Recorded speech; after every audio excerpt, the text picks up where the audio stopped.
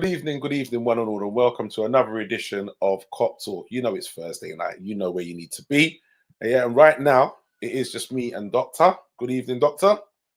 Yes, evening, boy. Like I went shop to go and get some sorrel still, but then ran out to get some coconut water instead. Yo, look at that. No, look. Sorrel, B. You see, I need some sorrel tonight, bro. Got my sorrel, got my sorrel, mate. I need some sorrel tonight, man. Serious. Yeah, sorrel's doing the rounds for me tonight, mate. Boy, I need some sorrel, man. Shocking, bro. Here's one. Here's another one. Evening, gentlemen. Can you hear me okay? Yes, yeah, bro. How you doing, bro? I'm all right, man. Why is it not coming through my headset? Hold on. Well, can you not hear us? I can hear you guys, but I just need to... Okay. Yeah, we can hear you. Yes. We can hear you, man. Hold on. Good evening, Mark. How you doing, sir? And Mr. CW, how are you doing, sir? And Mark, yeah, I'm good, gentlemen. How we all doing? Good. And Mark is asking us, did we hear that Trent is leaving? No, it's news to me, Mark. That's got to be a first. Ain't heard nothing about it, mate. Come on, Sam, come on. Well, as we all know, as you can see, the title in the link today was Bye-Bye Trent Alexander-Arnold, gentlemen. So you know this is where we're going to start. Sure, this is going to take up a bit of time. We are going to talk about Trent. And the first thing I want to ask is, do you think that, Vinny's popped off? He'll be back. He'll be back. Yeah, nice to hear you well, Chris, man. Nice to hear you well, man. We're all good. We're just trying to process this as Dr. Blake was telling me earlier, trying to process this Trent Alexander-Arnold thing and take it in. But, yeah, so I don't think to me, it wasn't a surprise. It was always on the cards that it was likely it's going to happen.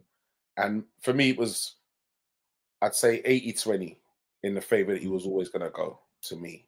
So to hear that it's confirmed, it's not really a surprise, to be honest, to be fair. But do you think, Doctor, that some of these fans are overreacting now when I'm hearing the burning of shirts and all kind of nonsense is going on? Do you think the fans are overreacting? It's a hard one, right? I don't think that is an overreaction. What, burning the guy's shirt? Yeah, because I feel fans can feel aggrieved and feel a sense of betrayal in it. Because don't get me wrong, I wouldn't do that personally, but I could understand why someone would. Whereas I don't think that's outrageous. Because I just feel like Trent has marketed himself on this means more, innit? Like, I'm a boy of the club. I want to stay here for the rest of my life. I want to become vice captain, club captain. I basically want to be a legend of the club. And he says that. Now, I think most fans, I like to think most fans, but most fans can be quite balanced in their views, right? And like we said in it, I was pissed when Torres went to Chelsea. Vexed, but I understood. We've got Roy Hodgson now. The man signed man like Christian Poulsen, Paul Konchesky. Like, I can't expect Torres to stay because that's unrealistic, innit? Like, I can't ask you for loyalty for a sinking ship, innit? This ain't the Titanic with the scene where the guy playing the piano is just drowning with the ship, innit? Like, yeah, for me, that's unrealistic. But if you love the club, you've got a moral, you're a club icon, a club legend, and the club are top of the league winning major trophies, and the club have given you a strong financial offer as well. By all accounts, you were willing to make Trent the highest paid player in England. So we've done our bit. We've given you the money. We've given you the platform to win major trophies, and you still want to dust, bruv. I can understand why fans are like burn your top, bruv. Like, burn your top. I get it. Okay. Good evening, Preds. Nice to have you on board, sir. Good evening, gentlemen. Good evening. Good evening. Right, Vinny and Preds. So the question to Doctor was about Trent Alexander-Arnold and about does he think that the fans are going too far with the burning of shirts? How do you two feel about that? Go on, Vinny. All to you, mate. I'll leave it to you. Thank you. Can you guys hear me okay? Yep. Yeah, Lee. Yeah, apologies for the technical issues. So, yeah, I personally think they're going too far. You know, he's reached the pinnacle at LFC. He's done everything he can do at LFC. Yes, can he still do more? Most certainly. But he's 26. He's won everything there is to win. He's played an instrumental part in the success that we are now enjoying and celebrating after 25 to 30 years of mediocre performances and acceptance. We love the club, but it's been mediocre for the last 30 years, give or take a Champions League and an FA Cup win here or there. So he's done everything from me, from my perspective, he can go. And he'll go with my blessing. He's a luxury player, gentlemen. He's a luxury player, all right? I think also the way we played has been geared towards him to a certain extent, as much as Salah. And we need to diversify. Yeah. Another thing, I think, is put it in perspective from his point of view. Mbappe, Rodrigo, Vinny Jr., in comparison to Jota, Diaz, and Darwin. Yeah, let's keep it real, innit? Hey, listen, hey, panel. Vinny's working for Trent's brother, you know. Yeah. Vinny's working for Trent's brother. Because Wait, he you makes see a good how point. we dropped Darwin as the last player to re-emphasize the point. He kind of like laid it out and he landed, yeah. And he makes a Vinny, I see good you, yeah. point. Listen, that's a damn good argument, bro. I see you, Vinny. You landed well, though. You landed well. Here's a blast from the past, Mr. R&B himself. Hey, round of applause for me. In the building. Yes, sir. Hey, how we doing, sir? It's a long Good time no evening, see. gentlemen. Good evening. Yeah, long time. Nice But I'm to like have you here back to on board, man. Hold on. Before you, Like the top. oh, loving the top. come on. You you ain't ain't got got- on that by any chance, have you? I've got Darwin on the back. Oh, bloody hell. Yeah. You ain't got to play. You ain't got to play food next year as well, have you? That No, would you- surprise me. I literally think how much you got my food on. Well, Let me carefully. some things will never change. Some things never change. Some things will never change. So, to brief, we are talking about obviously Trent Alexander-Arnold.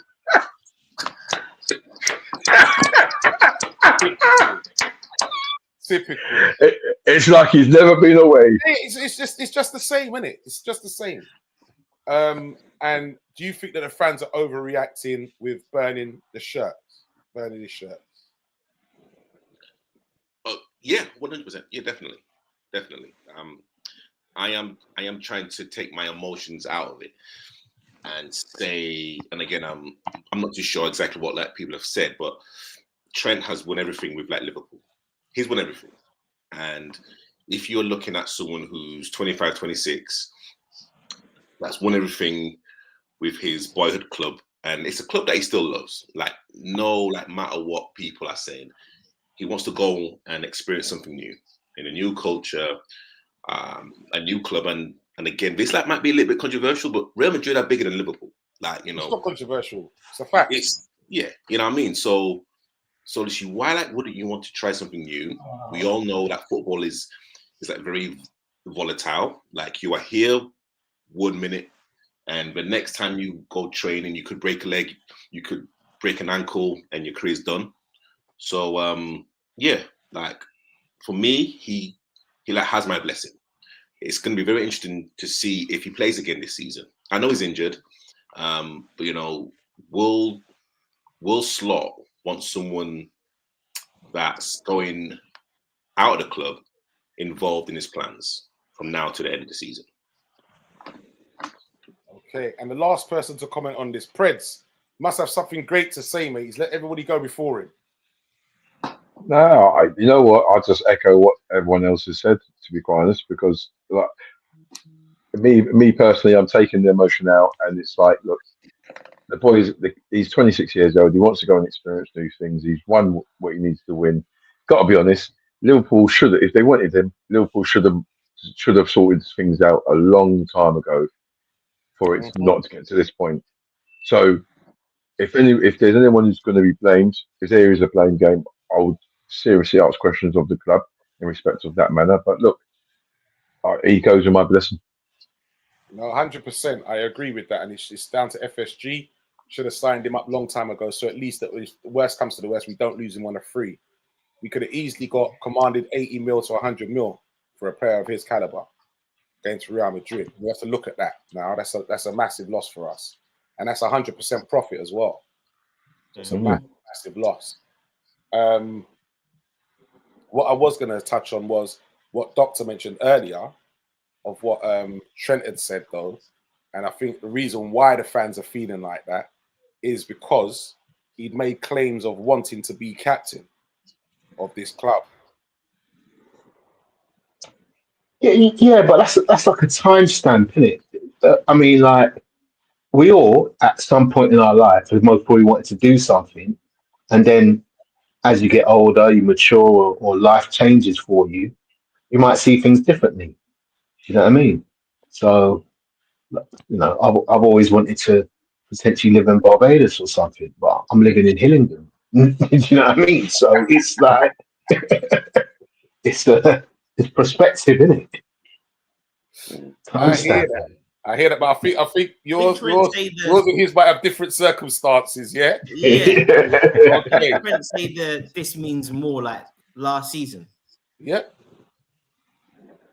Like I'm sure like you said that last season when talking about silverware and trophies and winning a title for Liverpool means more in comparison to, say, I think it was Kyle Walker at Man. I can't remember who the player who was in it, but I just think Trent's fed into the narrative that Liverpool is more than just a club for him. And I get the whole thing around wanting a challenge, and I guess, yeah, you have to hold your hands up, and that's his right. But I just looked at context in it.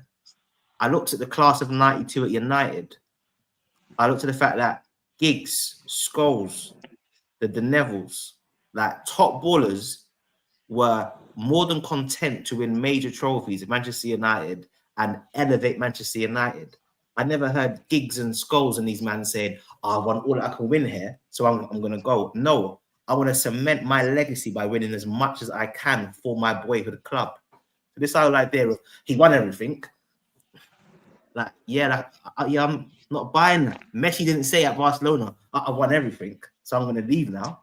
Like, you want to cement your own legacy at your boyhood club, and then to but what do you do? But what do you do if you want to do your legacy? But then the club that you actually want to create a legacy with are not actually forthcoming in regards to offering a contract, in regards to allowing him that opportunity to build a legacy. No, but they have offered a contract. Well, obviously, it wasn't good. Obviously, yeah, but then obviously, if they made an offer and he's rejected it, obviously, it wasn't something that was good, that he thought was good enough. Players have their value. I personally think Brent wanted to go for a while, and I think he has. When in life something happens and you don't give the true reason, so you hide behind something else.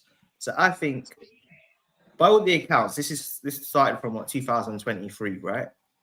And I can see, look, players exist in the same reality as fans, right? As fans, we question FSG. Have you made enough signings? Darwin's not good enough. Jota's inconsistent. So yeah, if I'm Trent and I'm seeing Darwin Núñez, am I happy with that? Probably not.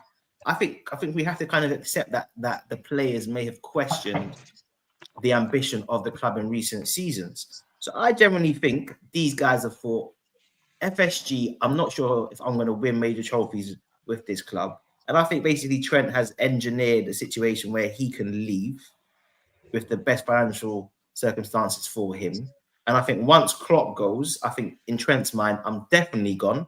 This is now going to be like a bit of a sinking ship. New manager comes in, it's going to take time. Like he's made no signings. I'm definitely going. And now Liverpool have won the league. It now looks like, Raru, boy, you're dusting as your boyhood club are now first in the Premier League. Like for me, this is kind of unprecedented. I can't remember a time when a boyhood player had left their team on a free. They've just won the league. Like, I'm quids in. I'm quids in for this. Mhm. I'm quids in. Yeah, but I think Owen, fifth. Owen, fifth. Maccabi weren't challenging no trophies. You just won the league. And you're leaving your boyhood club on a free. Like find me a precedent somewhere. Anywhere. yeah, I don't think you're going to find one, but I think a couple things, right, on what you said there, Doctor. I'll refer back to the United, not the United players, the class of '92, all wanting to stay. It's a valid point, but what I also think is that in the 21st century, the cult of Real Madrid has taken on a whole new level. Yet they've always been the preeminent winner of the Champions League. But I think in the 21st century, since the whole Galactico phase, I think it's taken the branding of that club has gone to a whole different level. That it's the biggest club going, right? It's like the LA Lakers. It's like it's on that sort of that Dallas Cowboys. It's on that sort of level. Yeah. Worldwide. It's a dynasty, isn't it? Yeah. And it's not to say that our clubs aren't, but I think the allure of the players what go there has just made it even more so the attraction for him to be there. That's one. Two, I think we also have to appreciate it's a business. Yeah, it's a business now. I appreciate that he most probably loves that club from the bottom of his heart, but it's a business, and he's like, you know what? I've got to match. I can end up in a situation where I have played for the two of the biggest clubs in the world. One is the most successful club in the UK, and one could be the most successful club in Spain. And I can contribute to the legacies of both. Who wouldn't want to do that? I can't begrudge him it. I cannot. Okay, good point. We're going to come back to that in a minute because there's another point I'm going to touch on that Doctor did mention earlier, and I want him to reiterate on that again as well. So Mark and CW have both said the same thing, that they're just pissed that he's going on a free transfer. Fair enough, they don't mind he's going, but just true that he's free. 80 million would have paid for a right back and a left back. Going on to Vinny's point, Darwin to Mbappe. Yeah, terrible comparison. CW says, I love at the start. Article just said it's me and Doctor at the moment. Then all of a sudden, there's 3 more people have jumped in and just bum rushed the screen. Good evening, Demas. Nice to have you on board. Demas, how does it feel to be a runner-up again? Don't worry, man. It's all good, Demas. Only one I had ill feeling towards was Michael Owen. And Real Madrid are the biggest club in the world. I don't get people saying they're rivals, maybe for a European Cup, but that's it. And what are you going on? Just because Trent said things don't mean anything. All players say things. The next minute, they change their minds. Okay, Mark, I see that comment there. We will get to that as well because we will be speaking about him later. I will definitely get to that. So, Doctor, would you go back and talk about Jack Grealish? Yeah.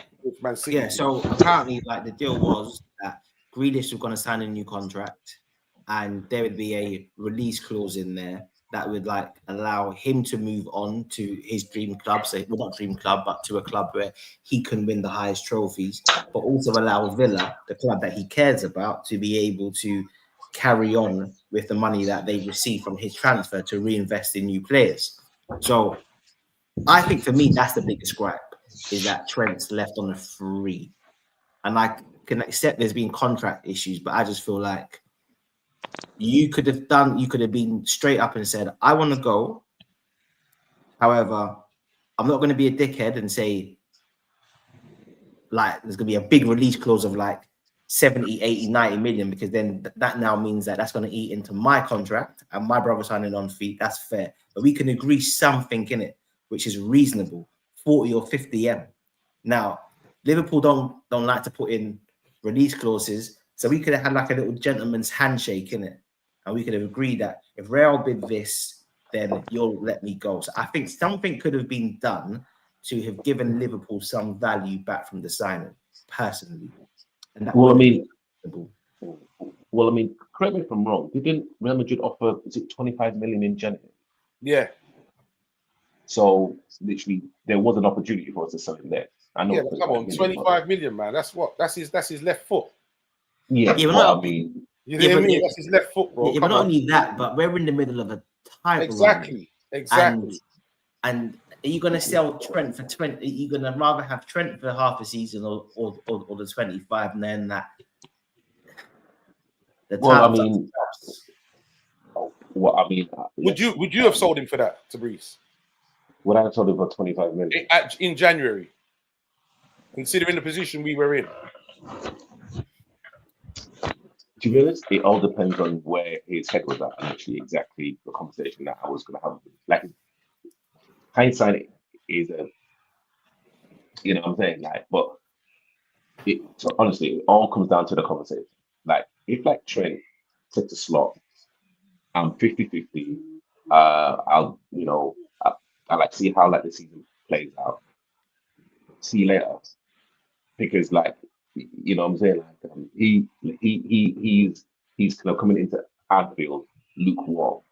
And how I see it, no matter what level of football that you play, you can't play for a club 50-50. You are either in or out. So I would have sold him. So I mean, I think we can all just speculate that, but the talks were probably going kind of well, because again, nothing was really spoken about until last week or like this week, sorry. So I like wouldn't have sold him unless we had a conversation before. Nah, I'm not selling, mate. Not in January, and not for 20 mil. You'd have to do better than that. You'd have to come better than that for me. 20 million, and So I'm in the middle of chasing the title. So then, but again, literally, why are like fans annoyed that he signed now? Because we all knew it could happen. So we either sell him in January or prepare to lose him for like free. Like, he wasn't going to sign an extension for us to sell him again. That wasn't going to happen. And could we not have even done? I'm sure a deal could have been done. That look, he gets sold then, but he leaves at the end of the season.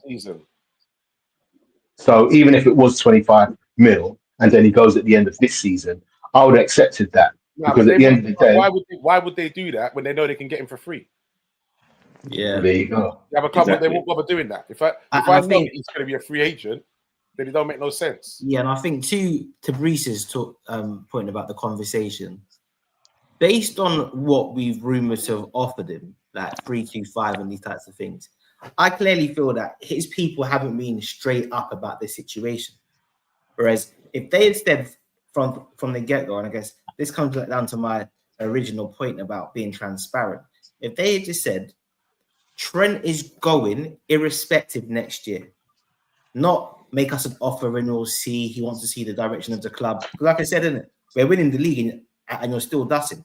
So basically, there's nothing that Liverpool could have won this season that would have made you stay. So in your mind, you were going like that. That's guaranteed. We've offered to make you the highest paid English player, and you're a fullback. Yes, you're a world-class player, but you're still a fullback. So we've offered you a crazy contract for your position, and you won the league, and you're still saying no. So in my mind, you were dusting anyway. Yeah, like you were I never said, going to stay. you just didn't expect us to win the league this season, so it looks worse now, isn't it? But you were going anyway. So if you're going anyway, then just come out and say that. Just come out and say, listen, I'm dusting, innit? Irrespective of Liverpool and Slot and Hughes and the rest of it, I'm dusting. So now you know that I'm dusting. You can either sell me now, or I can leave next season on a free in it. Like, just be real about it. That boyhood club needs to get something back from that relationship, surely. Gonna send a massive shout goes out to my boy Amit. Nice of you for joining us, Amit. And Amit's got a valid point where Amit says, I'm still in my feelings. Fuck Trent. Pause. Amit is not convincing his words. Yes, Amit. Okay. But do you know something though? He's almost in a can't win position, right? Like, and maybe he read the room wrong. Potentially, he's misread the room in the fact that it could have been seen that. Do you know what? I am. Maybe it won't be so bad if we announce it now because we're going to win the league and I can go out on a high, isn't it? Yeah, and that it won't be seen as that bad because we've won the league and it's my parting gift. But it's not being received that way. It's being received as like, yeah, it's not great. But do you know something? I think there's a bit of hypocrisy amongst these Liverpool fans as well, right? I'm going to be honest because when we lost Owen and people were like, he's a traitor, he's a this, he's a that, and we were fifth. We just got Champions League football. We just qualified for Champions League football, and we got 35 million for him. And he can't, and he don't get no love regardless. Yeah. Nah, so less than that, man. It was less. Was it less than that? I'm sure it's like if it was 18 million. That was about 10 we got, or 12. So basically, I think part of the issue was Owen was stated to have that he was going to basically sign a new contract. And then he's basically, I think, well, what I'm saying is it's better than Trent. He's basically come out and said, look, I'm not signing a new contract, effectively. So you can basically sell me now with a year left, or I leave on a free next season. And then we then sold him for, I think it was about 12 mil or something stupid like that, knowing that his value was more like 30, 40 at that point in time. But I guess obviously like the club felt burnt from a Macca. But I think with Owen, it was the illusion that I'm gonna stay, and then actually now I'm gonna leave. That's obviously triggered the fan base. But then he's gone to Man U, bro. Like done that, man. That's the killer. Yeah, and he's gone to play for Man U, bro. Like done that. Yeah, but I can't. You know what? I'll be honest with you. I don't begrudge him that either because I watched his interview with what's his face, Simon Jordan, right? And he had it. Apparently he had it sort of written somewhere that if Liverpool come back in for him, that's the first place he wants to go. Yeah, and Liverpool never did. And even when at one point after he left Newcastle, I know it's about Trent, but just put some perspective. Everton came in for him, and he was like, "Oh, okay, well, Everton's my boyhood club. I know it won't go down well at Liverpool, but it was potentially going to be Everton." And then he got a call from Sir Alex. Now, let's think about where Liverpool are at that time. They're not even coming in to chat to him with Benitez. And then, you know what I mean? Man United. So I don't blame them. Well, yeah, I all right, we can say that, but then I don't blame him for going Man United. I'll be honest with you. If I'm a professional footballer, I'm going to turn around and say, no, I'm not going to Man United. I don't want a chance of winning the Champions League or winning titles. I'm going to go Everton. Yeah, listen. Got to keep it real. I don't begrudge him for, well, okay. My point is this. Actions have reactions. So you chose that, then deal with the consequences. If the fan base now have no ratings for you, deal with that. If now after you've hung all of your trophies and you won all of that, he's still pining for adulation from the fan base. Hence why he tries to be on as much LFC content as possible. If we're playing on TV, Michael Owen's doing commentary. If it's Champions League and Liverpool's Michael's like, no, bruv, go and commentate on Man U, innit? That's what you chose. Go and commentate on that. But he's still seeking love from the club. But I just think it's repercussions, bro. Like if you're married and you dip out and you link a stripper because she's got like body and all that, and you get caught, then you get caught, bruv, innit? Like there's repercussions. Yeah, but you know what? he ain't the only player, right? Who's played for Man. He ain't the only guy who played for Man United and Liverpool. He most probably will be the last, all right? But he ain't the only one. And I don't know. Like I said, maybe I see it differently. Like, he's a I star, look at the fact that Vinny. Like, yeah, but when if you look at what he's he not won Rashford. for us when he Yeah. weren't, if he didn't contribute to, so if he weren't there, right, we wouldn't have no treble. Yeah, and we'll be crying and pining even more over what's happened over the last 30 years. We've got to keep it real, man. Yeah, but then, but for me, it's like if Giggs had ended up playing for Liverpool, I'd understand why Man U fans would be vexed. The same way I would like the same way I understood why Spurs fans are vexed if Sol Campbell. I just think certain things are liberties. So listen, if he'd done what Bobby, Mane, and Milner had done and just stopped quiet till the end of the season, we'd all have given him the respect. But because he gave silly goal celebration that signed and then signed for Real Madrid, and he said it's the same goal celebration that Bellingham did at Dortmund. You know what it is, yeah, and please correct me if I'm wrong. Actually, trust me, like I totally respect what people are saying in the comments. You know, Trent, like I hate, you know, it's a hate and love. I've realized, I think all of us have realized that for players like Trent and literally these elite players, football is a job every single day, week in, week out, rain, sleet, snow, sunshine. But for us as fans, everyone knows exactly what they were doing when Trent decided to take that quick free kick and Origi scored. Everyone remembers exactly where they were because it was such an emotional moment. Everyone knows where they were when Steven Gerrard scored that 35-yard thunderbolt against West Ham in the final when we were dead and buried. We get so emotional with certain pivotal moments in the game and the player that we remember so vividly in terms of how we felt at that time. All of that happiness, all of all of that vigor. We think as fans that player belongs to us. Like we are emotionally invested into that player because they've given us so much joy. And I think with Trent, he has given us so much joy over the years, magical moments, great goals, and we've won so like many things with Trent. You know, with like Klopp and Trent again. It for me, like we just can't separate that emotional side of it to the this is a job, exactly what Billy said. It's a business. I have to look out for me as number one, and I have to move on.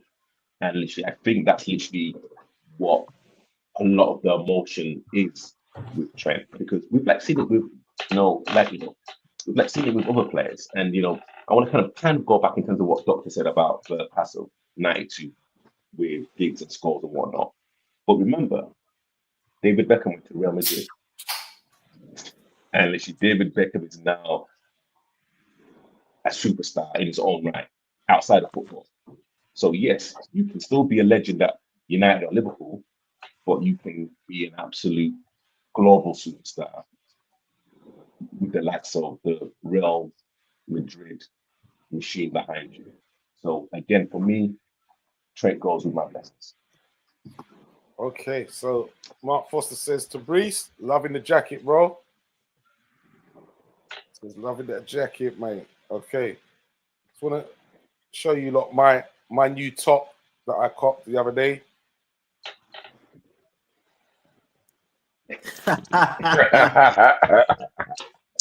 Yeah.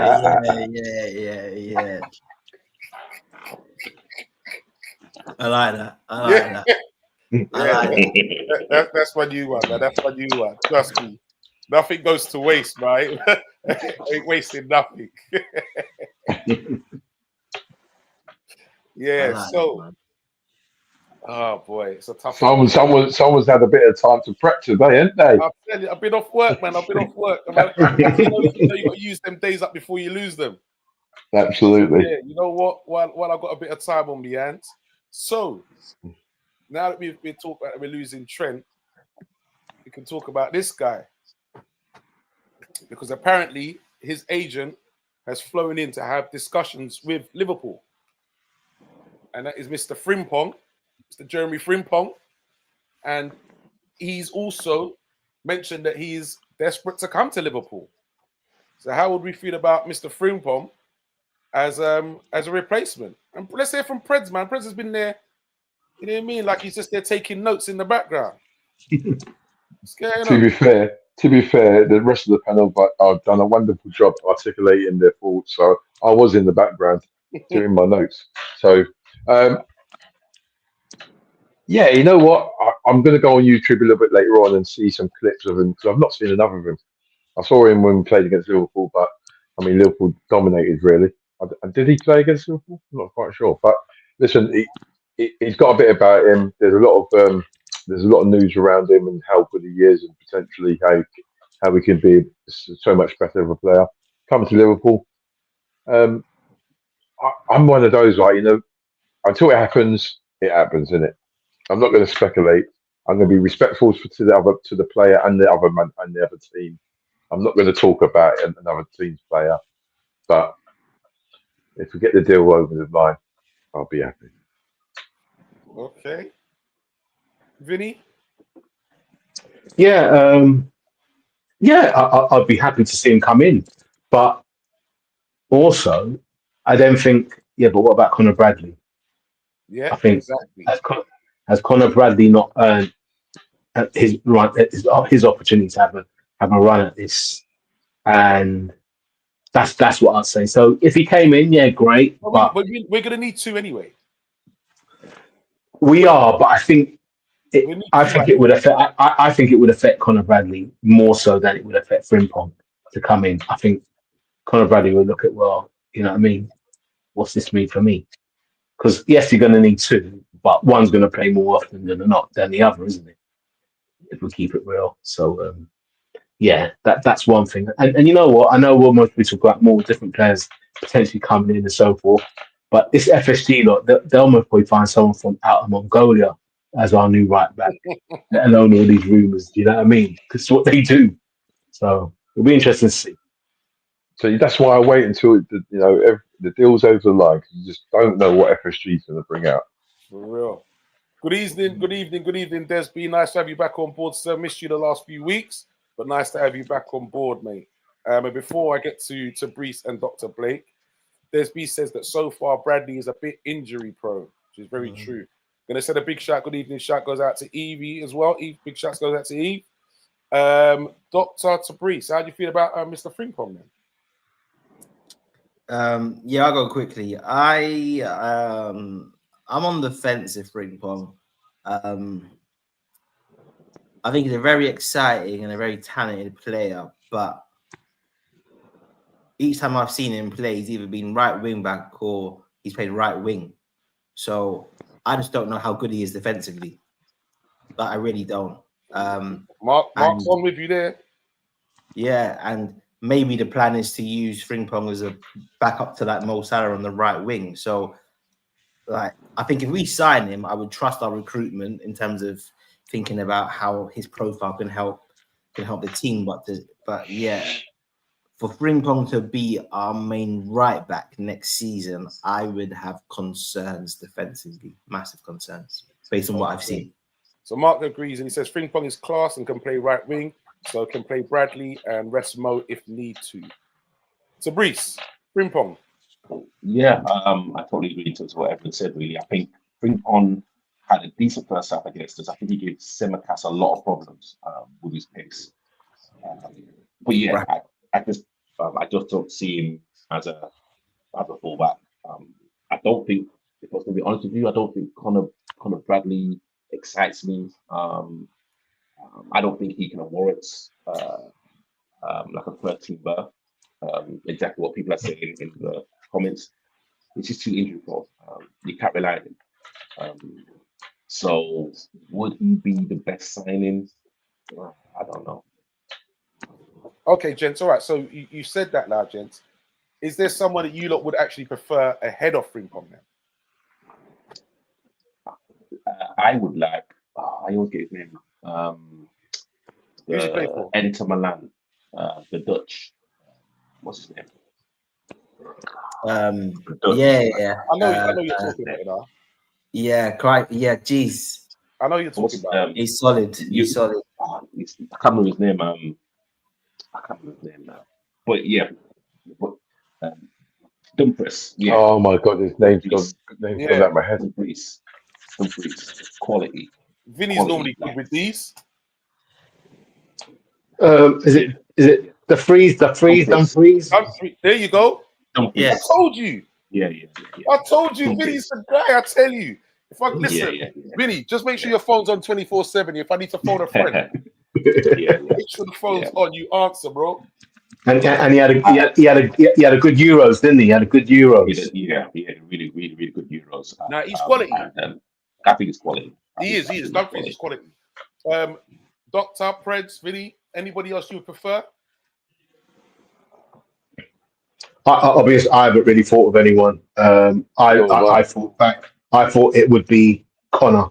I thought, that gives the opportunity for Connor. So I haven't thought of anyone. Okay. Yeah. I think for me, it depends on what they want to do with the left back, because I think what's likely to happen next season, I could be wrong, is you'll probably have one fullback who's a bit more defensive and one fullback who's got more license to kind of go forward, and they'll probably want the defensive fullback to maybe be a bit more secure in possession and passing, whereas the one who's up and down to be a bit more kind of explosive and have a bit more kind of pace and dynamism. So I think it kind of depends on what they want to do with the left back and where they can get kind of better quality. Because I guess if you think about Bradley's profile, he's more like an Andy Robinson, right? He's that kind of up and down, committed tackler. Needs to obviously improve defensively and improve in terms of his final ball, but I guess that's his kind of profile. So you might want somebody who's maybe a bit more defensive, a bit more like a passer. Obviously, like, you're not gonna get Trent again, but yeah, it kind of just depends on what Slot wants to do, really. Because one thing that was quite evident last season, especially in certain big games, thinking about Man City, Chelsea, is if we decide to go really, really narrow, then there is an onus on the fullbacks being strong defensively 1v1. We saw that last season. There were games where Robbo was just getting rinsed, numerous games. So I feel 1v1 defensive ability will probably be something that Slot's going to look at, because I think tactically that's where teams can get at us. So yeah, I'm kind of open to it. There's a few who I think are good defensively. We were linked with that. Is it Reed, the guy from Feyenoord? I think that's another one. Yeah, I know we're linked with. There was rumours about the Bournemouth left back, but now it looks like those are. But now it looks like that's transferred more now to the centre back at Bournemouth. Hussein? Yeah, Hussein. Yeah. But I heard that Real Madrid are after him as well. Jeez, he's got a 50 million release clause going on. Yeah, been looking at that. I think that's a bit much for a fullback personally, but yeah, I wouldn't be against for that. He's more of a centre half. Centre back, he's more centre back. Kirkhead, sorry. Yo, Kirkhead is 40 million. We're talking about for Kirkhead. Right, Bradley is a good player, but his injuries worry me for a full season and Champions League. But he's very young as well, though, gents. He's very young, and I think, like Steven Gerrard, people forget Steven Gerrard used to have multiple injuries before he matured and grew into his body. Yeah. So I think that's to be expected, but it's still physically developing. Why is that a pause? Frimpong knows the Scouse accent on international duty already. 35 million release clause. Great going forward. Still needs work defensively. But hey, they said that about Trent. And Frimpong also classes as being homegrown as well. We need doctor's advice on transfers, especially with his career mode wish list. Listen, mate, I tell you, Nico Williams is looking more and more appealing, man. I'm telling you. Yep. Oh, Desby said, I saw Frimpong during the internationals, played right wing and scored very, very quick. Yeah, it looked good. Okay. Oh, bloody hell, Mark. I think Gomez, when fit, is perfect, to be fair. Bloody hell, Mark. He's gone. He's gone, and he's gone at the end of the season, mate. He's gone. You sure about that, yeah? Yeah, I think he's going to need games elsewhere, and he's going to want to play football, and he ain't going to get any more games at Liverpool as a first team. I think his injury record it's sad. It's sad actually because he could have been preeminent as a Liverpool player, and it's just the injuries just take their toll. You know what I did when you're talking about left field? What about the lads Porro from Spurs? I think he's class. I think he's class. Pedro Porro. I think he's class, man. I'm not gonna lie. He loves a yellow card, though, bro. There's a yellow card. So he's a feisty South American. He's South American, right? Yeah. He does, man. He loves the yellow. I think Porro's class. Good player. It's not a bad shout. Not a bad shout. Not a bad shout at all. Sign Kirkes at left back and sell the Greek Alberto Moreno.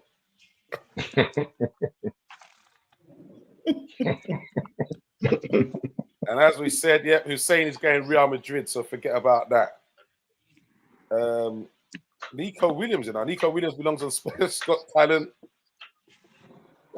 That's I'll tell you what, another player you can get. This has probably only happened on Football Manager, but injury prone as well, though.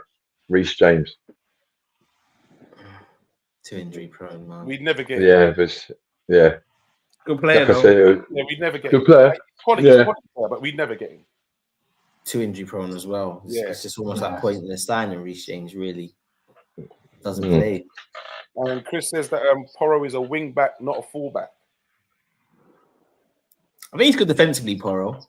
Personally, when I've seen him defend, I just think Spurs' system is just it's just strange to play in. So I just think most of their defensive players are just constantly exposed. Whereas I think in a more structured system, I think it'd actually be quite good. What about that fella? What's that fella? Bayern Munich. Alphonso Davies. Well, there's him. But he just injured himself. Kimmich. Yeah, Kimmich. Oh, Kimmich. Yeah. Too old for me. Alfonso just injured himself, and he's out till next season now. Oh, well then. I think it's cruciate ligament as well. He done. Oh. Yeah, he just done that in the internationals. Ooh. So yeah, it's not looking good for him at all. Okay. So talking about Gomez and that, there was a talk of an offer to get Isak of Gomez and Konza going the other way plus money. But then, apparently Slot came out and said that Konza is not going anywhere. So Vinny might have a point there because he didn't say what you call it isn't going anywhere. He just said Konza ain't going anywhere. Never mentioned Gomez.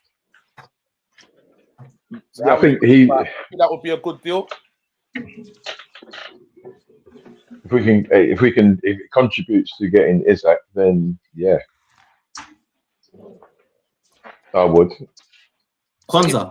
If you was to give them Konza and Gomez, how much P's would you have to add them? About 70. 70? You know what? In regards to Gomez and Konza. Well, listen, Newcastle are looking at Konza for 30 million. That's just Konza alone. No chance. Yeah, but Slaughter said no. Yeah, for me that's just way too low. Yeah, Slaughter said no. If West Ham are spending, was it 35, 40 million on that Max Kilman, no chance. No chance. You've got Kwanzaa, who's what? Was he 21? And yeah, fair enough. This season he dipped quite badly, lack of confidence or like whatever. But last season, like, he showed some serious levels. Like, you don't fluke performances as a centre back. There's too much thought and just cerebral play that goes into playing in centre back. You can't fluke that position. So I just think, based on the levels that he showed last season, he's English, the age that he's at. Yeah, he might need 2 or 3 years to really hit to hit his peak performance. But I wouldn't be looking to sell a young homegrown centre back quickly at all. There's been said about what's about Robinson from Fulham. I like Robinson. I like him still. The only thing for me with Robinson, I just don't think he's going to get any better. Yeah. I think that's the only thing for me. I think he's peaked. I would prefer someone who we believe's got potential to get better. I don't think he's going to get any better. Was he? Is he left back? Isn't he? Yeah. Yeah. Yeah, I think he peaked a season ago or so, because he was on point. He was playing really, really well.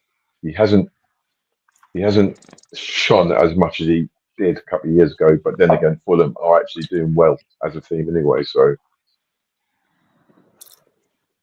Desby also says that he doesn't trust Isak's fitness. Oh. Brother, guys doing like Bambi still. Not in there. yeah, but you know what? We've got one of the best. Have we not got one of the best injury record over the course of the season in regards to player injuries? So that obviously has come about from the changes that Slot has made in regards to his backroom team and his medical and his sports science. He's brought this guy over from Holland who apparently, I've heard that he deals with like those ice cryogenic, I don't know what you call it. Yeah, like AIDS. That's stereotyping. You can't do that. So I think no, I think with what we've got at the moment regarding our staff, I think any player coming in has got probably a better chance of playing more games under the structure that we've got. No, I agree. It's proof is in the pudding. We've seen it this season, to be fair, rather than how we've been in the past few seasons. Players have done better. So we're looking at hold on. So Allison was just concussion on international duty. Ryan Grant for 2 weeks. Just a precaution. It's just fitness issue, basically. So he's just tired. That's all that is. Trent, his ankle, as we know, they talk about mid-April to the back end of April. Connor Bradley, mid-April to the end of April, hamstring. Gomez, hamstring, mid-May. And Tyler Morton, shoulder, next season. Won't see him until next season. Oh, well, that's made a mockery of what I just said. Not really. I'm sure before that it was worse. Yeah. Season before that was worse. And it was to key players as well. It was worse. So I think it has been better this season, to be fair. And then there's talk of, so Mark is saying we should get Hugo. That's the striker that we need. But then there's talk of us looking at 50 mil for Harry Kane. Yeah. Hey, you know what? He says I'm taking that all day long. I'll take that all day long. I'll take that all day long. Let's go around him. Press said he'll take that. Vinny, 50 mil Harry Kane, 32 years old. No. Okay. Tabrice. Yes. Doctor. Yeah.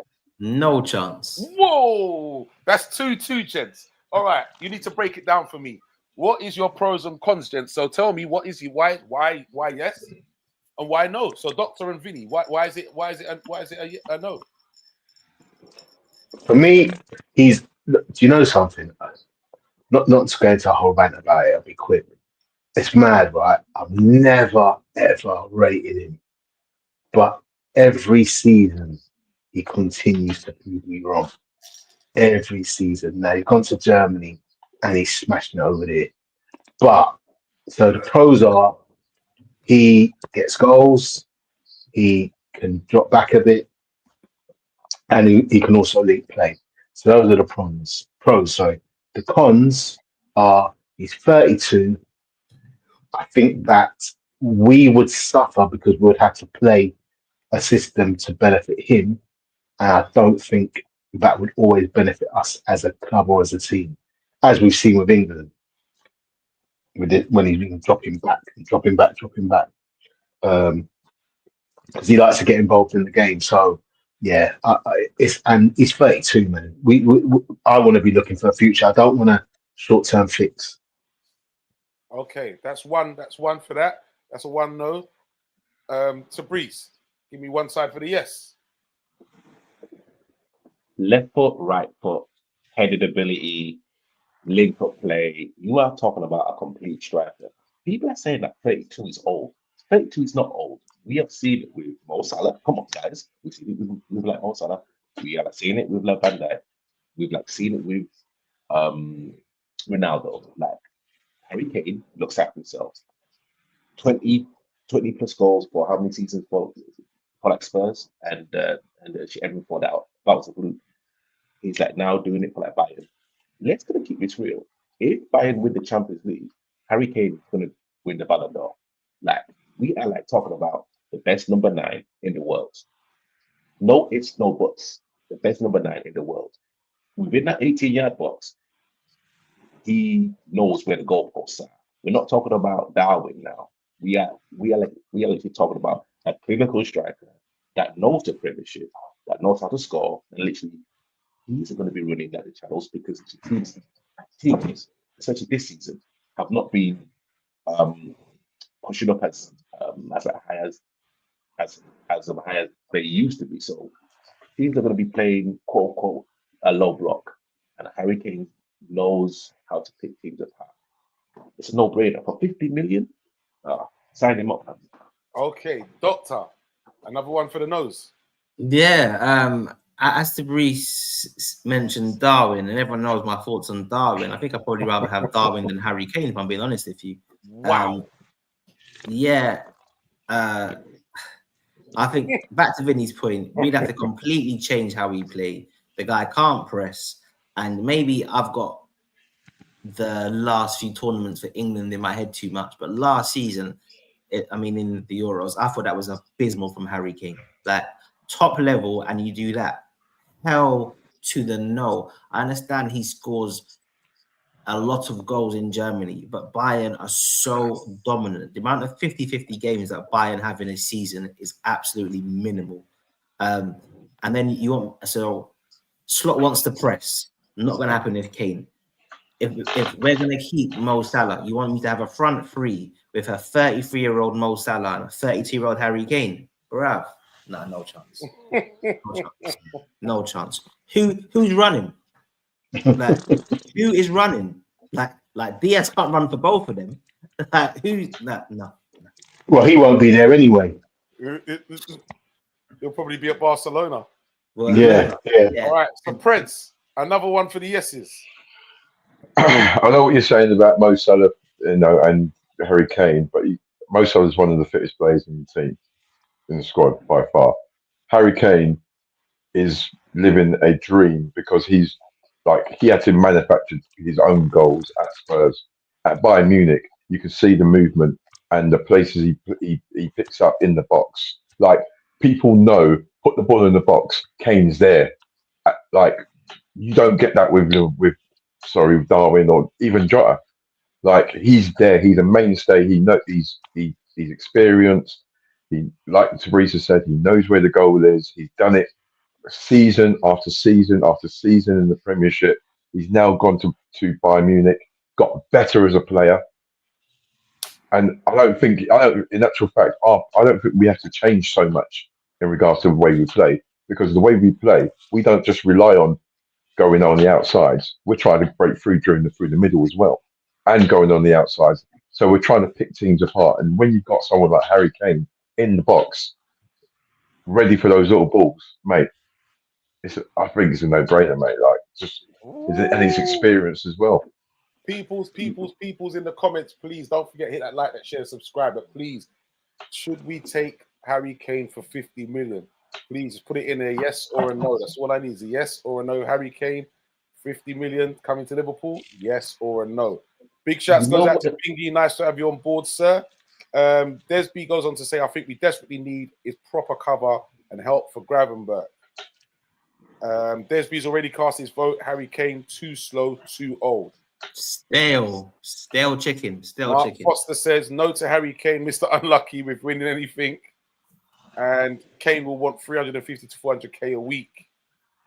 CW says that Kane can actually score tap-ins too. Listen, Kane's a top player. I've got a lot of respect for Harry Kane. It's just, yeah, like I need like people with some legs that they can run, and we can't talk about how dynamic that PSG front three was and say we need to get players who can fit that profile and then try and sign Harry Kane, bro. No, but see, hey, Bingy said you went mad, doctor. Keep Darwin over Kane. No way. You know, you stay there, boy. You lot stay there. Malik Fafana from Leon. I like him.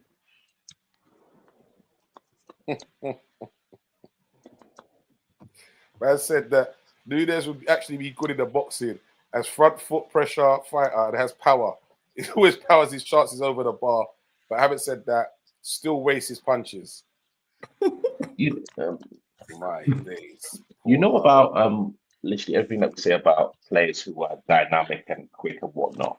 If you actually look in the history books and look at the players who like we laud after, okay, you know, there's maybe a couple that'll be quick, but the players who we laud after have the football IQ that are not as quick and can find space within whatever areas of the pitch, like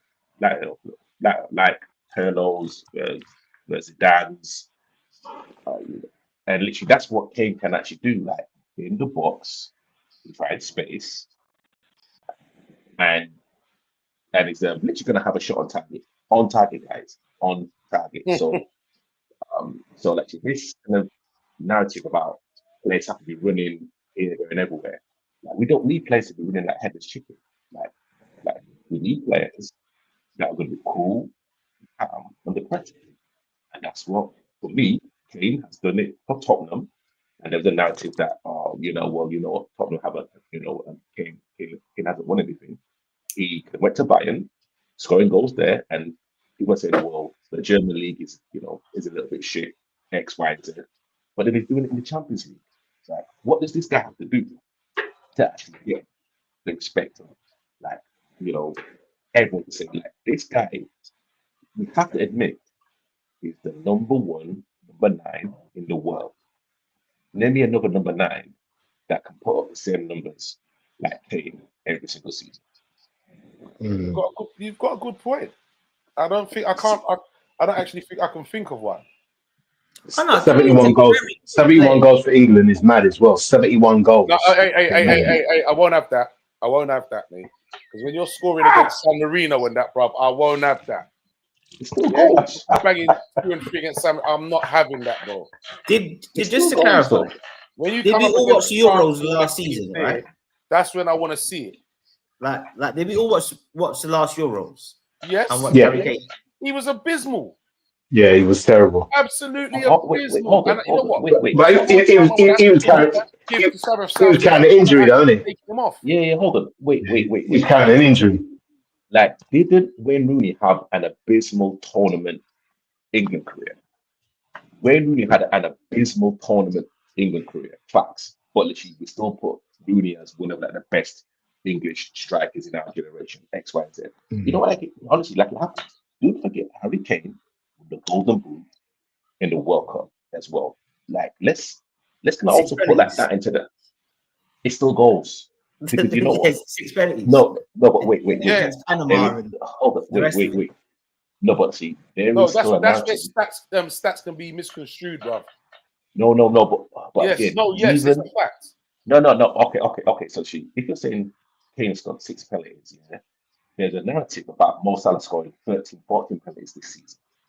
So like Yes, we can't it's say true. one thing for like another, and then see another thing about Mo Salah. Mo Salah, I think he's got 13, 14 penalties this season, and there's a narrative saying the world he only scores penalties, but you still got to score them. No, it's not only that, but the difference is, no, Mo does score penalties, yeah, and that's a fact. We won't deny that. Difference is he's not playing down the middle as a striker. But like a penalty's a Kane penalty, is right? in the middle as a striker. No, but like a penalty's a penalty, and like, still not scoring from open play. I think my point on the Kane with the golden with the when he became top goal scorer is I think him winning that award was not reflective of his performance as a striker throughout that tournament. I watched that tournament and I don't think Harry Kane played well. I don't think he did anything in open play. I think in the top moments when England lost to Croatia, right? Was it Croatia they lost in that tournament? And then in the knockout tournament, like in the games, was it Colombia or Ecuador? Or I just didn't see any levels from Kane throughout the tournament from his performance. Whereas I think like someone like Marco van Basten, when he was top goal scorer in 1998, I saw elite, world-class performance level that was aligned to the goal. So I sometimes feel like you can win a golden boot, but that doesn't reflect the quality that you displayed in that tournament. So, for example, Harry Kane could have won the golden boot based on the Euros if we had got penalties and still played the exact same way, but he was abysmal. Now, I just think for a 32-year-old, after me seeing that last season, and we have Mo Salah, and yes, Mo is in great physical condition for a 32-year-old, but we have set up the team where he has no defensive responsibility. He does not have to track back. Most strikers in the Premier League have to do more defending than what Mo does. Mo can literally just stay high up the pitch and we get him the ball. So you want me to have Mo Salah at 33 and Harry Kane at 33. That's 66 years between two players. And then who's going to take the penalties? Be a fight. You don't want Szoboszlai's heart to explode, man.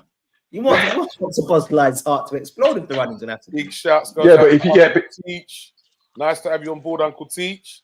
And as I was listening to as well, to Brees, as I said, even Des B says it. How many goals has Kane scored in big games against Italy, France, and Spain, etc.? Oh my God! Yeah, he's a flat chat bully. He is a flat chat bully. He is. Oh, come on. No, I'm not having it. But at the end of the day, if he came to Liverpool, he's not going to be playing international games for Liverpool.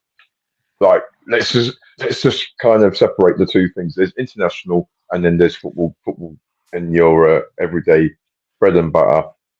And if you're talking about the stats in regards to bread and butter in the Premiership, now in the Bundesliga, it's without doubt it's a very, very impressive record.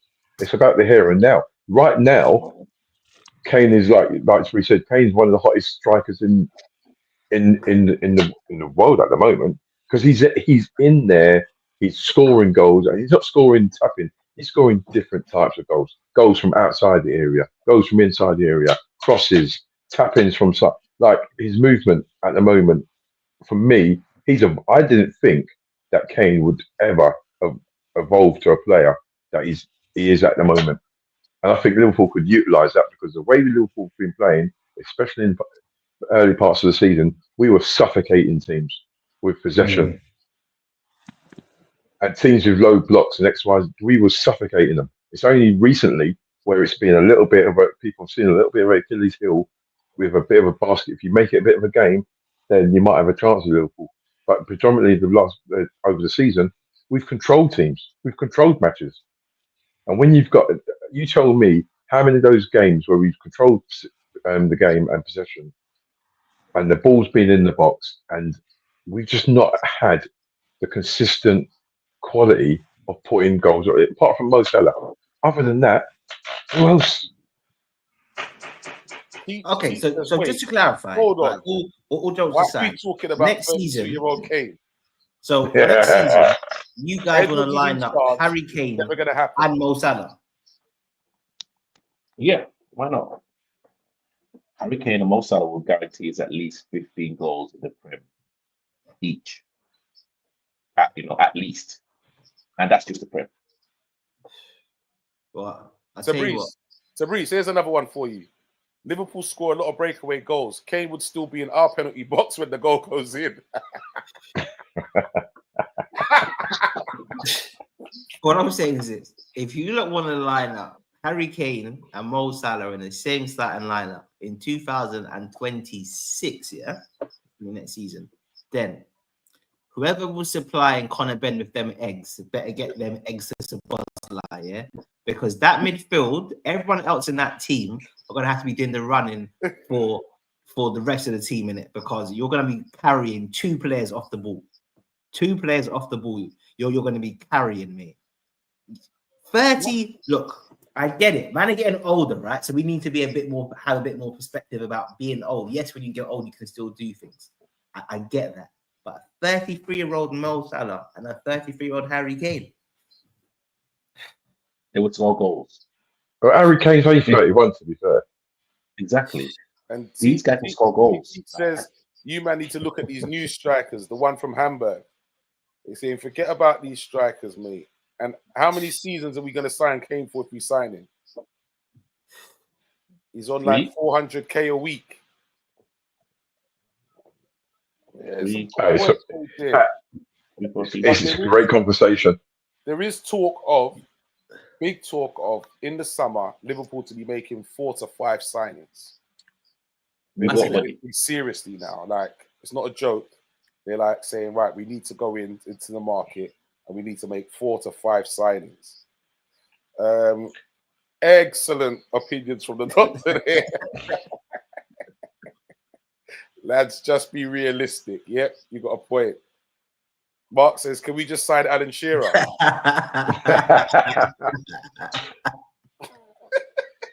Let's get Peter Beardsley and John Barnes back in as well. I'm telling you, mate. Hey, listen. Barnes ain't no condition, man. All right, so on another front, Mo Salah's contract renewal is more advanced than ever, is the reports coming out. And that basically Liverpool have made an improved offer and a deal is nearly done for Mo Salah to sign on again. You know what? All I want, right? I know all this contract monarchy and XYZ. I just want people to just do their job, see the season out, get over the line, and then you know what? Have his chat. Because it's gone on long enough. Nothing's going to get sorted now. We've got 5 games? Nah, we've got more than that. No, how many games we've got? We've got 8. About 10. 10. About 10, 11. Yeah, but I think if you win 5 or 6 of them, all right, then it's done. So let's get over the line. And I felt, by the way, 9 games. 9 games, and I felt a little bit awkward earlier because the doctor was saying, "Look, Trent's won a football, he's won a league, and he's bouncing." And I'm like, "Wait, don't jinx it, man. We ain't done nothing. Like, the lady hasn't sung yet." Yeah, I had that. There's some tricky games in there as well, man. Tricky games. Yeah, definitely is. Definitely is. Well, I could definitely start picking up some points. Definitely West Ham, Leicester. Definitely. It's another 6 points there. Everton wants to be tricky, but we're at home. I expect us to do them. We owe them, man. Yeah, we do. We owe them. Plus, we've got that one. Fulham's going to be tricky. Tottenham's a bit hit and miss. Chelsea's a bit hit and miss. Arsenal's obviously going to be up for it. Slap them up, man. All that diet pep nonsense. Ban all that Arteta nonsense, man. Slap them up, bro. Like, yeah. Also, as I remember, I think we're going to have... Look, we ran out of steam against PSG and Newcastle, in my opinion. But we're going to have the 1 game a week now. So I think other than the Fulham and Everton game, all the other games are going to be literally 1 game a week. Slot's going to get time on the training pitch to do tactical work, recovery. Like, we're ready, innit? Like, we're ready, bro. We're not having to play 3 games in 8 days, and the team that we're playing against is fresh. So, like, Newcastle, apparently, we had played 9 more games in Newcastle since the season started. So, moving forward now, that's not happening. That team's getting slapped up. That's how it's going to be. I hope so. Teach says that Hughes and Edwards will be picking the players. Yeah, Slot's Gosh, got no for that, say. bro. Someone said earlier that Slot's got no say. Best way. Nah, he will have a say. He will have a say. There's no way he's not going to have an input on that. Yeah. He may not. Yeah, I don't see any coach in the Prem coming in and not having any sort of involvement or any say on any player coming in. T says, you man sound shook. CW says that we need right back, centre back, left back, DM, 2 strikers. That's a whole team. Yeah. See, that's a rebuild. That's a rebuild. Yeah, but I think That's a rebuild. That's what we're at. I think that's where we're at. We're in a rebuild.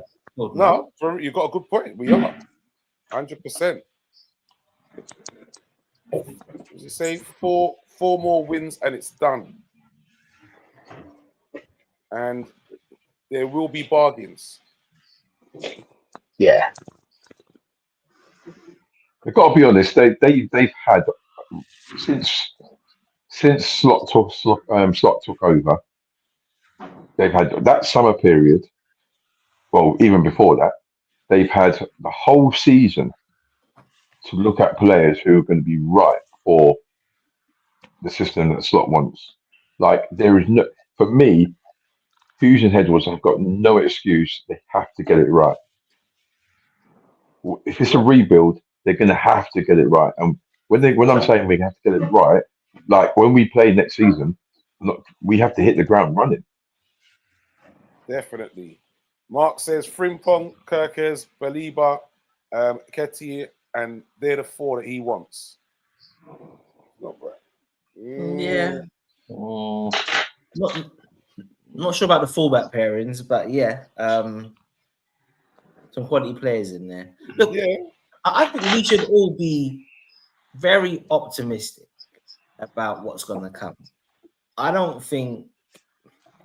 think we are, as I said before, we are ahead of schedule. I don't think they thought we were going to win the league this season at all.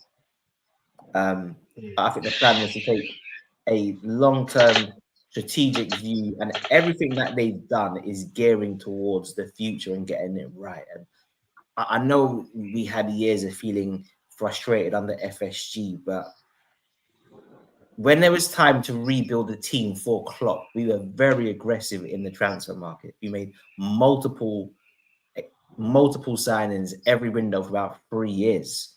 Like we built the team. Like these guys are going to commit into building a team. I know we ended up being FSG don't sign enough players, but I mean, we literally built a team in about 2.5 seasons by signing about 10, 11 starters, but probably more than that.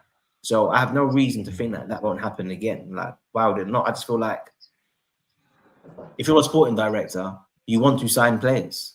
It's that part of the job that you enjoy. Is like, who's played Championship Manager and haven't signed anybody? Like, you're going to want to sign players. Like, one of the first things Hughes does is he signs a goalkeeper for a year in advance. Like, these guys are planning long-term stuff. So I think, yes, it's going to happen. And of course it is. Definitely. Richard Hughes needs to be doing something. Done nothing so far apart from listening to his violin voice. But he's always busy while he's on his holiday on sunbed. Strategy, man. Strategy. He says we will buy players that nobody knows. Possibly. And he's good with it. Yeah, that's what worked before in the past, right? He says, Vinny, he is Edward's puppet.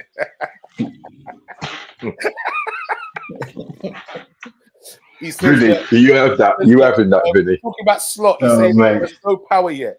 He's got to be earned. He will have a say. He can't not have a say. He will have a say what goes on. I'm not sure. And okay, we talk about incoming, who we think's getting sold. Jota, Nunes, Robbo, Doak, Endo. I think we should do a show, like a buy, sell, keep show on the actual squad and just go through it. Goalkeepers, defenders, attackers, strikers, and just go through it properly. Because that will be a good one for real. Because yeah, like for me, once certain players have gone next season, I'm good in it. So yeah, Darwin needs to go in it. Doc, we don't know what you're talking about. Who are you talking about? Unless Darwin has been changing it into Joe Linton, then Darwin needs to go. And in saying that, also Joe talks Linton of, actually started in the midfield for Brazil. See, I told you, bro. Isak has Yeah, and they lost 4-1.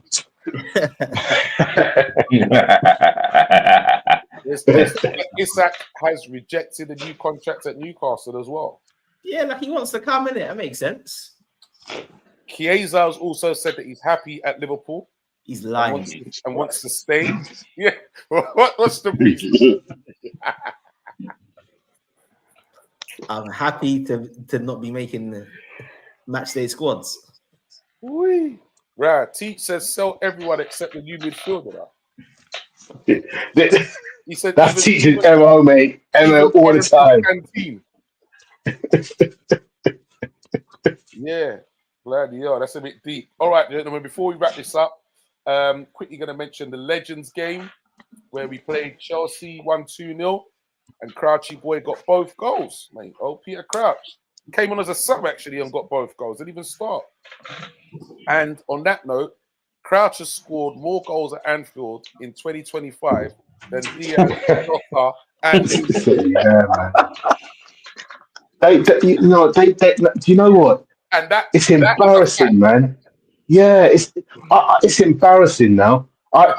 This time last year, I was Nunez's strongest advocate, right?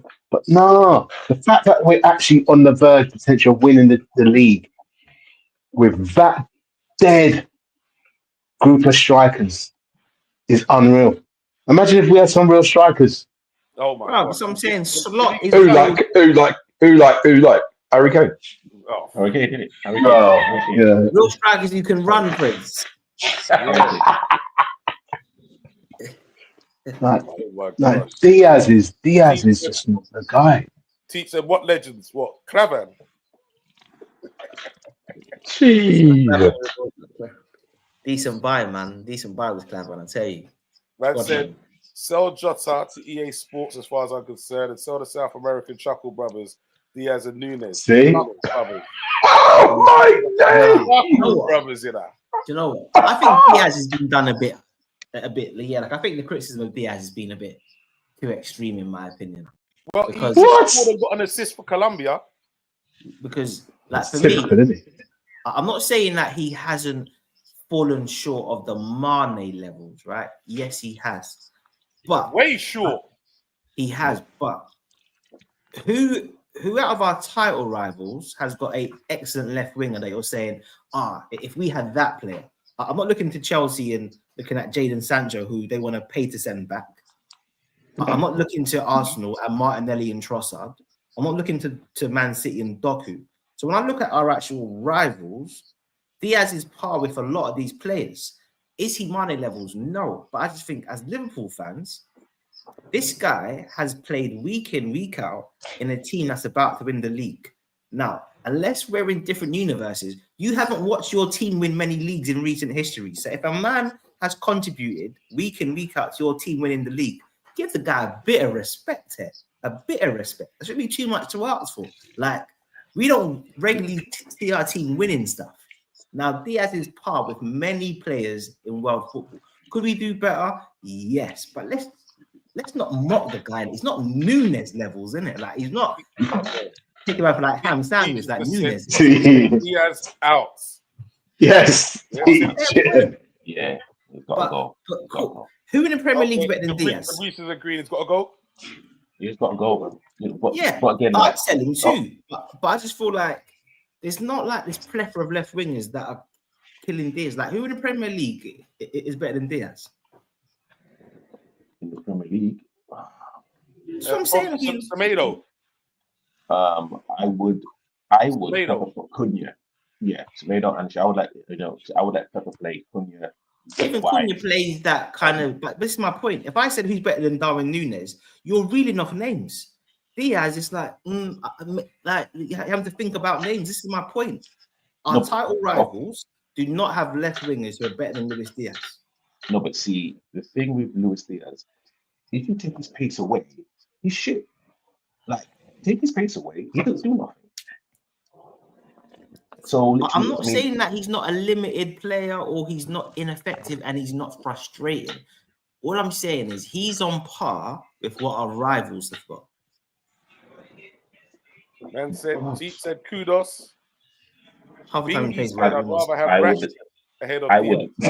would. That's what I'm telling you, I mate. would. Rashford's You know on what? loan. Rashford, yes. Wait, Yes. Oh, Rashford's No, on Mark I loan. Foster would. I said would take Gordon. Rashford. Gordon Andy as well. Gordon. 100%. Gordon and Rashford, I would take ahead of Diaz. Diaz is getting slew. No, I like Diaz. Diaz is he's coming in. Okay, he hasn't scored any goals, but he's been involved in a lot of Wow. goals. Uncle Teach said Chiesa got more than Diaz. He might have a point there. I'm telling you, he might have a point. All Different three kind of have got players. to. All three have got to go. They've all got to go.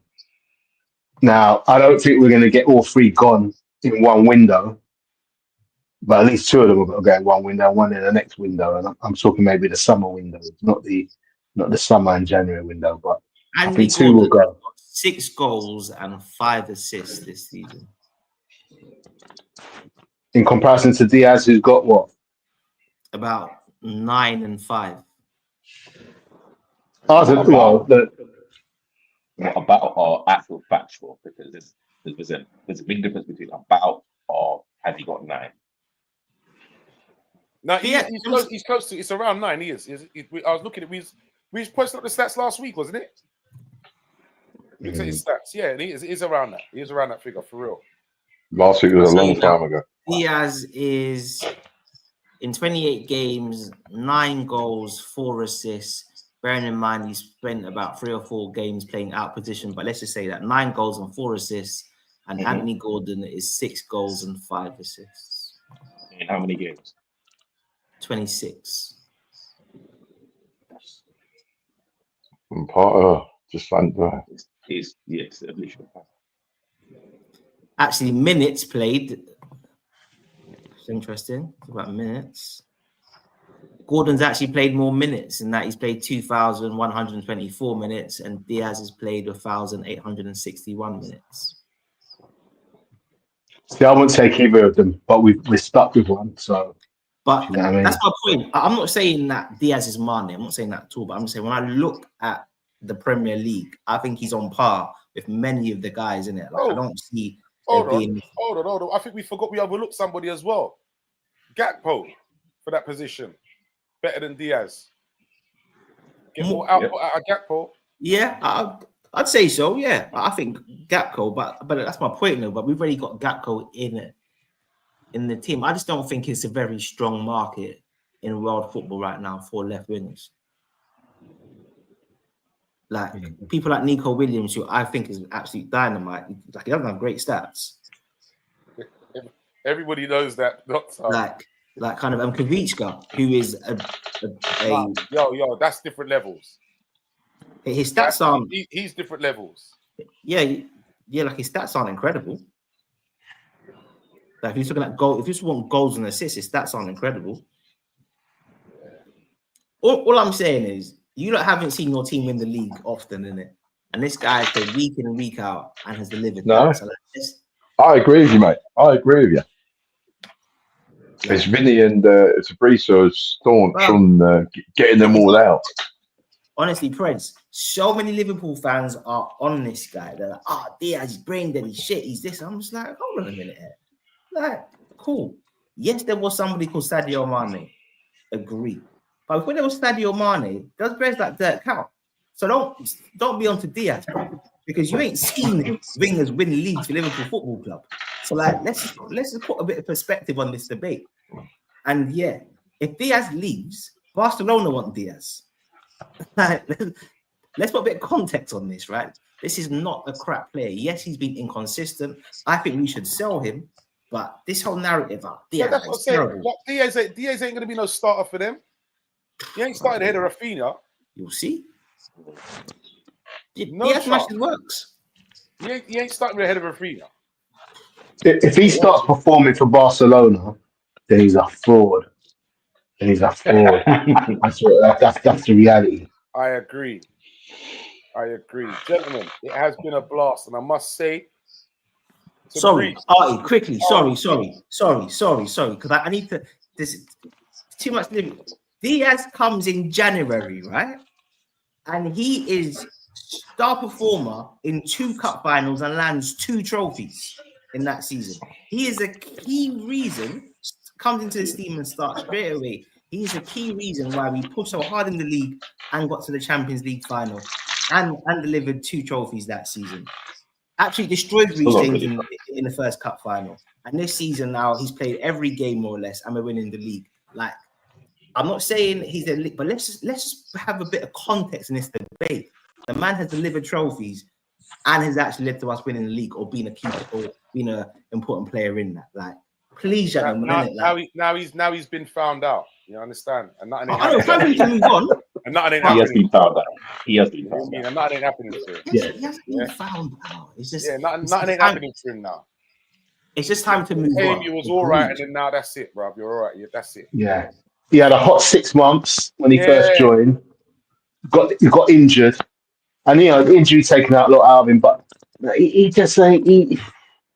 I get it, he's frustrating. All I'm saying is, out and Ben Yoon and these basic borders who ain't winning nothing, innit? Because you man are about in a few weeks' time to see your team lift the Premier League, innit? And it's something that you don't see regularly. So let's just have a bit of context. That's all I'm saying. Didn't Ben Yoon come out a couple of weeks ago saying that he felt he didn't get the respect he deserved? He did. He did. You man used to have people like Emil Heskey left wing under Houllier and that, and you got Cashin Diaz. You got cheek. Like Heskey was left wing. Heskey being played out of position. Exactly. Another one. Who was doing it before that? Riera and these dudes. Oh my gosh. Yeah. Wow. Anyway, Spitzer. Mr. R&B. It's been a blast on his soapbox. No, man. Yeah, it's been a pleasure. It's been absolutely man. It's been a blast to have you back, mate.